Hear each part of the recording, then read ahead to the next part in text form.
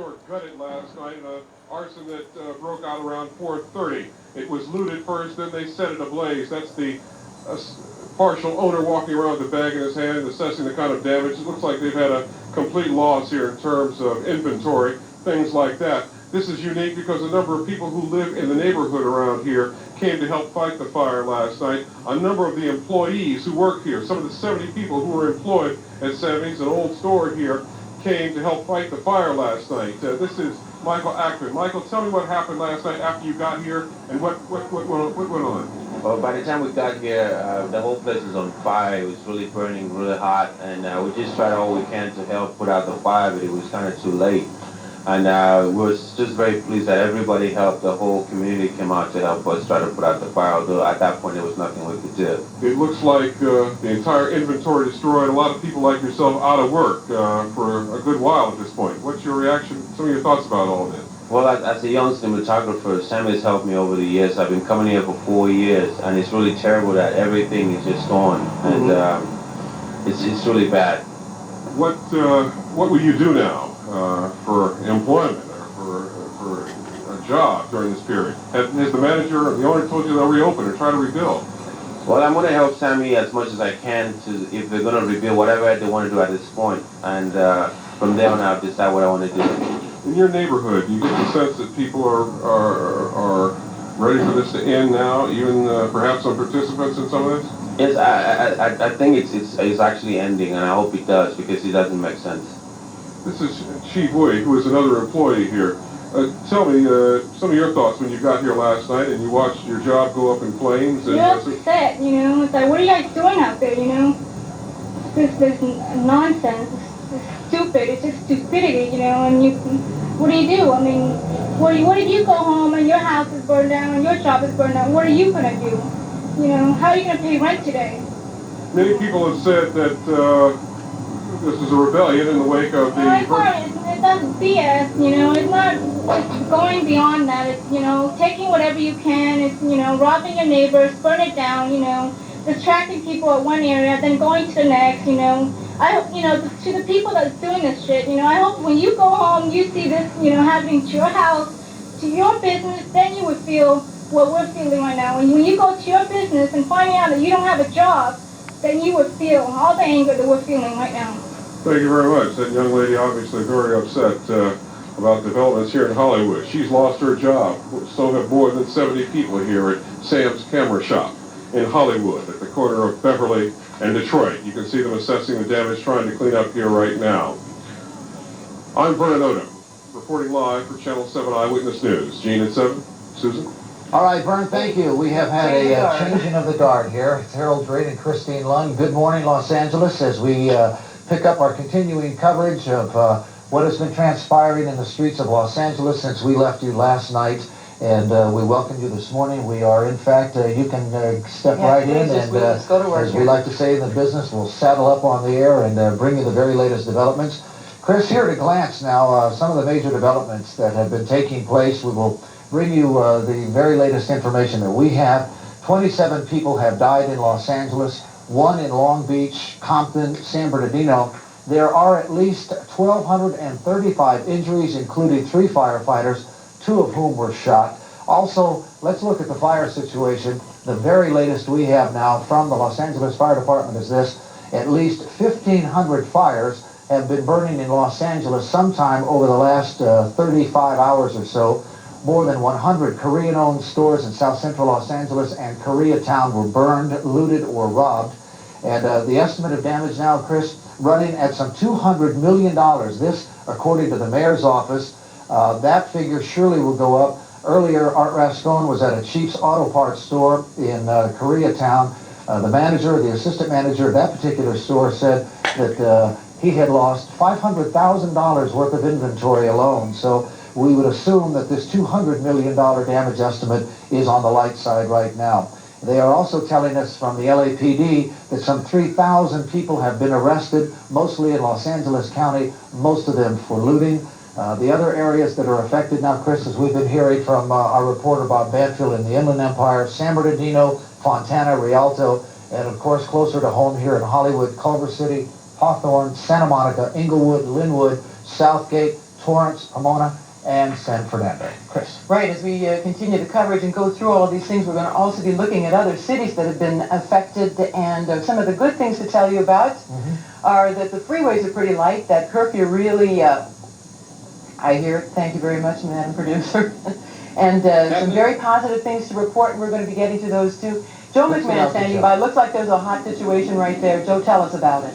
Okay, Chris, we're at Figueroa and 51st Street in the rear of a liquor store that fronts on Figueroa Street. And Marty, if you can pan over here, the police have come here and they've now taken into custody 1, 2, 3, 4, 5, 6, 7. We have 7 suspects here. We're told that they were inside this business and were looting it. We have a captain from the LAPD. Can you tell us exactly what's going on and when did this happen? Well, the store was obviously burned out yesterday or the day before, and as we were on patrol, we just noticed a group of people inside who were looting what was left, and bags of booze and stuff like that. Everybody out of the store now? Is this all of them? We've gotten everybody out. Okay, and have you seen, is this continuing? Are we still having a lot of looting down here? I know yesterday it was endemic. Oh, yes, it's about as bad as it was yesterday. Of course, it's still early. You know, people are tired from looting all night, and, you know, they had to get a little rest, so... Okay, Captain, thank you very much. That's the situation. We were down here since about 5:30 this morning, and we thought there was an air of peace down here, and that perhaps some of this looting would stop, but apparently we were very wrong. We have 7 suspects in custody at this liquor store, burned out yesterday, as the captain mentioned. They were in there taking whatever liquor remained, and the looting does continue, and the situation doesn't seem to be improving very dramatically down here in South Central Los Angeles. I'm Joe McMahon reporting live from 51st and Figueroa. Back to you, Harold and Chris. Joe, while we have you on the line briefly, you were at the scene of a shooting. We are still trying to put together the very latest statistics on this. You were there when gunfire erupted. Our latest information now is that 3 men dead, 7 others wounded in various shootings. Tell us about the one that you covered just within the hour.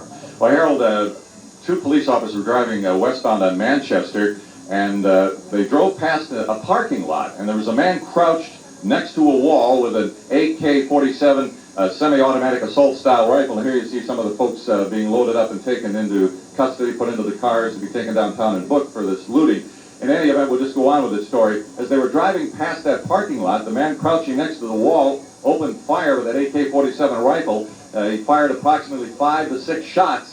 The officers were hit, but only suffered minor injuries. And I can't tell you how fortunate they were. That is a very, very nasty, nasty round, an AK-47.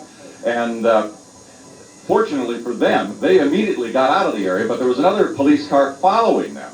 And the officers, 4 officers in that car stopped and opened fire on the suspect. They hit him once in the head, but as the tape I think you're probably looking at now shows, he was up. He seemed to be communicating. He was moving about as they loaded him into the paramedic ambulance. And everybody is going to survive that shooting incident. Now, the police tell us that the man was there as a sniper. Manchester is heavily used by police going back and forth to staging areas. He knew that if he waited there long enough, a black and white was going to come along and he'd have a target. But fortunately, nobody was killed. The police officers only suffered minor injuries. Okay, Joe. Thanks a whole lot for that. Thanks for the update there. We'll be getting back to you as the situation warrants. Right, one of the interesting things is how things have worked, the efforts that we have made so far, and as big as this city is, and the fact that the curfew was widely ignored, the extent to which it was observed and obeyed by people, we are enjoying a sense of peace this morning, a sense of the beginning of control, definitely a sense of the end of mob rule that we saw all day long yesterday, so there are definite improvements. The presence of the National Guard Right. troops unquestionably helped heighten that, and we would also like to bring you up to speed that President Bush has now given permission to activate federal troops. They are at Fort Ord, and they will be deployed to this area as well, and he said that need be, he will activate even more federal troops. So Right, the possibility exists. In fact, they are going to be deployed, same as the federal troops, deployed but called upon to move in as necessary. So it's a very important thing to know that they are there. That whole right. sense of a presence of authority has been one of the most healing and stabilizing things that we've seen. And some of the other entities that are going to be called in. Nothing like Border a fully Patrol. equipped soldier to No give a question. healing, calming effect to a riot. Border Patrol, prison guard officials are being called in, and Yeah, all as part of the SWAT. federal troops, yes. SWAT also being FBI, I called guess in. they're bringing in hundreds of FBI agents, is that right? Right. I heard hundreds Standing of them. by, ready to move, but not going to work just yet. But everybody needs to know that, in fact, they are there, they are in place, and we can all enjoy the sense of anticipation of good order being restored today as the day goes on. Well, we hope so. We also know that schools are out, and there are, in fact, a lot of young people who are in these troubled areas, not to imply that they are going to take part, but as we have seen over the last couple of days, Chris, when the looting began and the like, it began to feed on itself, and people joined in, oftentimes appearing to almost be in a joyous mood, and moving from store to store, and that potential exists today.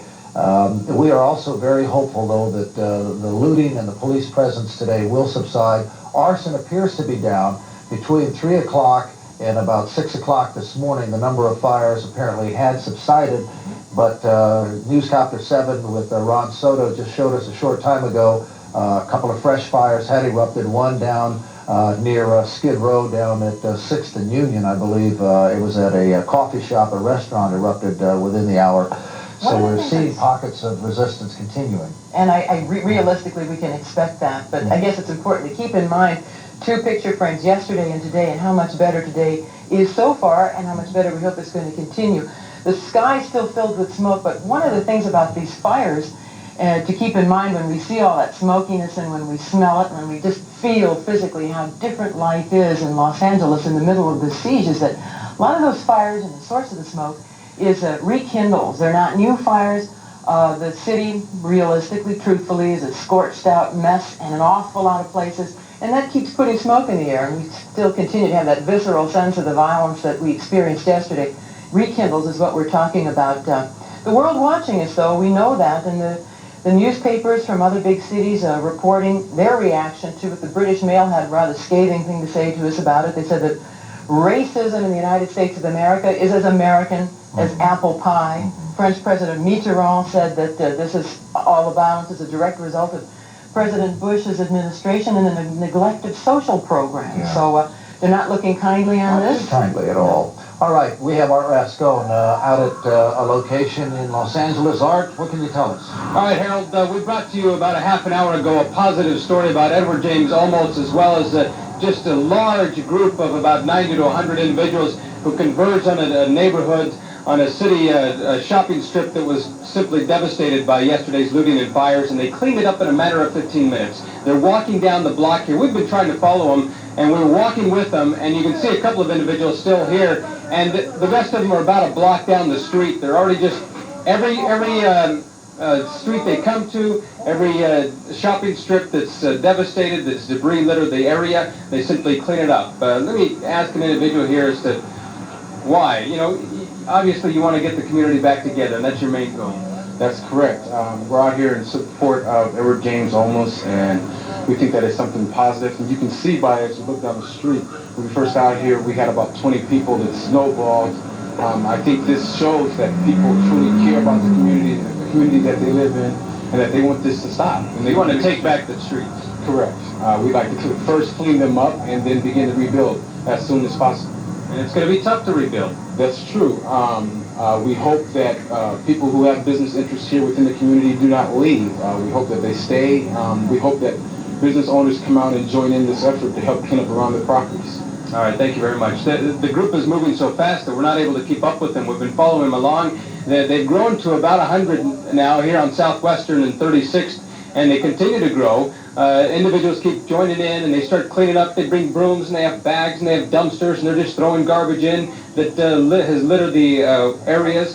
And so it's an important effort, and an effort that obviously an inspiring one, because of the destruction and devastation that has existed over the past couple of days. Something, of course, that puts a smile, I think, on everyone's faces. It's a diverse group as well, because obviously Los Angeles being a melting pot, it's not a soup, it's a stew right now. And so if we learn to mix together, obviously, that can only help. And this is one effort of doing so. Reporting live from South Central and Western, I'm Art Rascone. Harold? Thanks, Art, so much Thanks. for You that. know, one of the things to keep in mind, too, Chris, is that this is the first opportunity many of these people have had to come out of their homes. They have been in a war zone. They have been subjected to gunfire and arsonists and the like, looters, and it's their first time to get out. They have taken a look around. They don't like what's happened to their neighborhoods, and at the urging of Edward James Olmos right here on Channel 7 last night, they answered the call. They're out and they're beginning to clean up, and I think this is what you were alluding to earlier. Today we're going to see more of the human side of this tragedy that has really captured our total attention since the verdict went down Tuesday afternoon out in Simi Valley. I think it would be naive to think that it's just suddenly going to end. No one expects that. But the healing and the human things are going to start happening. We're certainly going to be watching for them. And we were talking about it upstairs. We're going to watch for those positive things because they are just as real a part of the story as all of the dark things. And critical to reflect to the community right now. Yesterday we didn't have a lot of choice. It was all chaos. Today we do have a choice and we're going to be covering it. But Long Beach is having its own serious problems. Mayor Bradley is going to go on the air reportedly within the next couple of minutes, so we want to be standing by for that. Tom Bradley will be speaking to us from City Hall shortly, so I want to get that in. Right, and just momentarily we're going to be hearing from an official from the Los Angeles Fire Department, and we're going to be ready to take them too. And you know, one thing while we're waiting for that, to consider the fact that an awful lot of these policemen and fire people have not been spelled. Of course, the shifts are really out of the question. Yesterday, you and I helped them out, issued an alert for everybody to call their battalions and be on standby and report and go to work. A lot of them have been working for 24 hours. If you can imagine what it would be like to work in the intense way that they've had to work, well, let's find such out. Extraordinary conditions, it's a killer, and they're still hanging in there and working for us. Can we go to them now? We have Steve Ruda from the Los Angeles Fire Department. Steve, have you been hearing what Christina's been saying? Yes, good morning, and it is true. The firefighters that we just relieved, even as we speak, have been on the fire lines for a minimum of 24 hours. Some firefighters who have been working double shifts have been working 48 hours, so they have really felt the sting of battle. Okay, that sounds just exactly like what we were concerned about. Just the fatigue factor setting in. Certainly the successes are absolutely phenomenal. So many people in areas that were almost becoming numb to the fact that fires kept breaking out said that the response time was really shortening and was virtually normal in some places. How in the world are you able to do that when you're looking at so many rekindles and still the persistent new fires?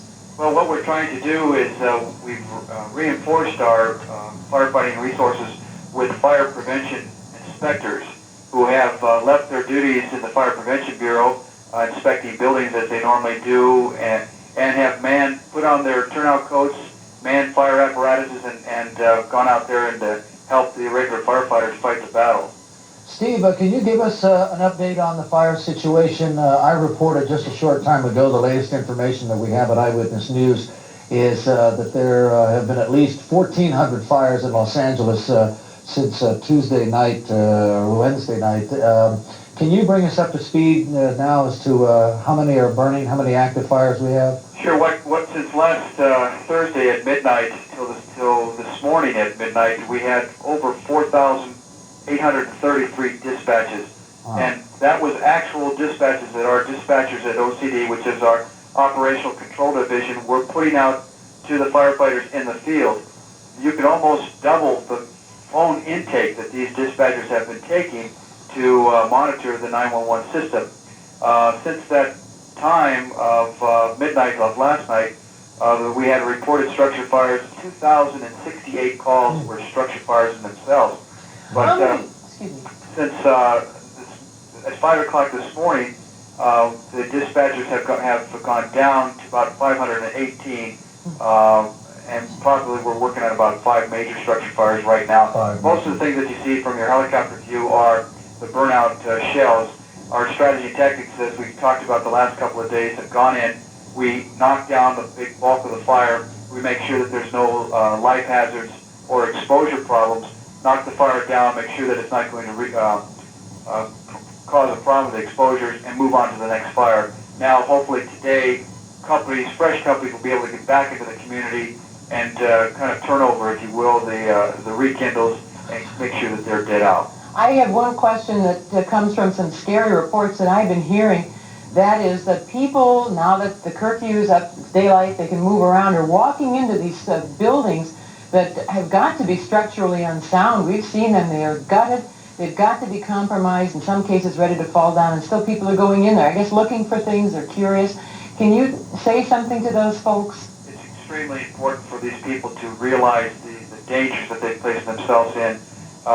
We ask the good abiding citizens who are listening to me this morning, they are already staying out of these areas. The ones that are going into the areas are the bad people of the community, the ones that are causing the problem. And hopefully with the help of the LAPD and the CHP who've been so good to us in the last few days, escorting us into the areas, and the resources from the National Guard will allow the PD to do their job and to get in there and to make these people avoid getting in these structures. But the looky-loos, we don't need you in that particular area. You're just putting yourself into danger. Yeah, I have a hunch the LAPD and the National Guard would echo that as well. Steve, earlier on, we found a body in one of the burned-out buildings. As I understand, your tactics thus far, unlike a normal situation, generally rolling up, fighting the fires from the outside, and then moving on. Do you think that one body, perhaps a harbinger of things to come? I think that there is a good possibility under normal firefighting conditions where we're able to send in search and rescue teams under certain fire conditions to make a search of the building. But when you see the intensity of these fires, when it's a structure that's fully involved, those types of situations don't allow us to do search and rescue. And I wouldn't be surprised if there would be a possibility of trapped looters, of people that were trapped in their own fires that have been caught during their act of arson. All right. Thank you so much, Steve Ruda, LA City Fire Department. We appreciate the information and the update there, and we will continue to check back with you from time to time. And your people have got to be dog-tired. I saw one of the staging areas, and understandably, a lot of the men and women had that glazed-over look of fatigue. But when the bell rang, so to speak, they got back up, they boarded the apparatus, and off they went again. And this morning, they had interviewed a couple of the firefighters that had just come off the lines, and they had that look of a good feel that they were able to contribute to the community. They said that people were bringing their kids out of the house, and they were giving a wave to the firemen as they returned back to the staging area. And that in itself was an encouragement to the firemen, because the firemen are part of that community. They live there, they shop there, the stores have been destroyed, or even the stores that we ourselves as firefighter and paramedics shop in and work in. So we'll help rebuild this community with the spirit that we can help put back in there. You know, I just fill up inside when I think about what the LA City Fire Department's done. They've never been tested so hard as they have been in the last 36 hours, 48 hours now, really. Since the 60s. Never has happened. Maybe this is unique because the fires are greater, and we know they haven't had a break. I heard some very touching stories about some police and some firefighters that they were lucky enough to find a place that was still open where they could get some breakfast. Most places are shut down in the areas that were hardest hit, and they were able to get a little breakfast and a little something to drink to just keep on going. And after 24 hours, and how hard that work is, hauling those hoses, the stress, the physical strain. Boy, our hearts go out to them. It's the toughest in the world. And that's an interesting point. Thanks again, Steve. An interesting point. The people we mentioned in the communities that have been devastated by the rioters and the looters, the law-abiding citizens are now coming forth. They, too, are confronted now with a neighborhood that is dysfunctional. There isn't any place to get. The markets are closed. They've been looted. They've been burned out. The businesses, understandably, are shut down. They will not open today. Basic necessities are not available. Good news, with the exception of that area, good news in that the Southern California Rapid Transit District will resume normal service on most of its lines today, but some lines within the violence-wrecked South Los Angeles and Hollywood areas will remain suspended.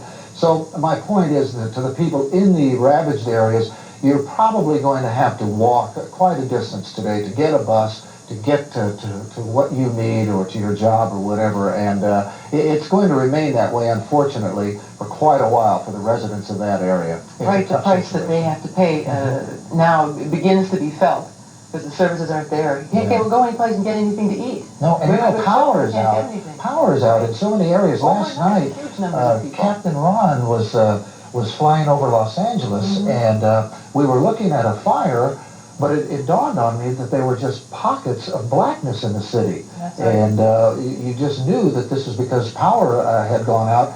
And as I understand it, the power company will not send people into those areas to repair service until they're absolutely convinced that there is no danger to the work people. And it's understandable. We're not even close to that. No way. Absolutely right. And, we've got Steve, we had Steve Root on the phone there with the LAFD, and he was saying that the people who are not cooperative are the ones who are going in there and poking around those burned out buildings, putting themselves in danger, good folks staying away. With one exception, though, and that's the kids. Every single school, of course, shut down, and every single adult needs to be mindful that children are everywhere. All the private schools are shut down, all the public schools are shut down. That means that tens and thousands of children. And we all just need to kind of think about them, need to be conscious. Potentially a dangerous situation for all of us. Clearly. Yeah. Because they're not going to be supervised. It's just not going to be that way. You were talking about a rapid transit service beginning to be restored. Good sign.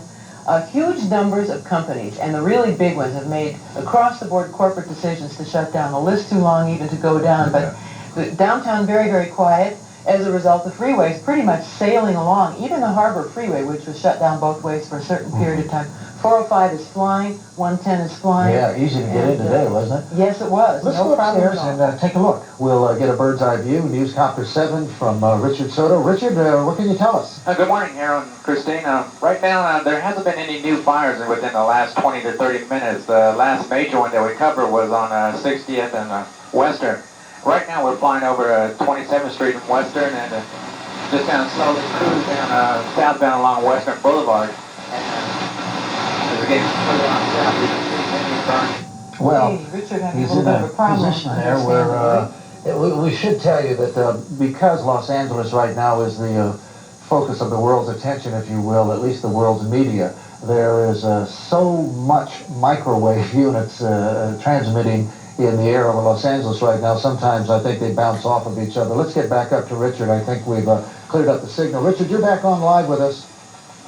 Okay, right now we're proceeding southbound along Western Boulevard. We just passed Martin Luther King Boulevard and Western, and we're just still going southbound.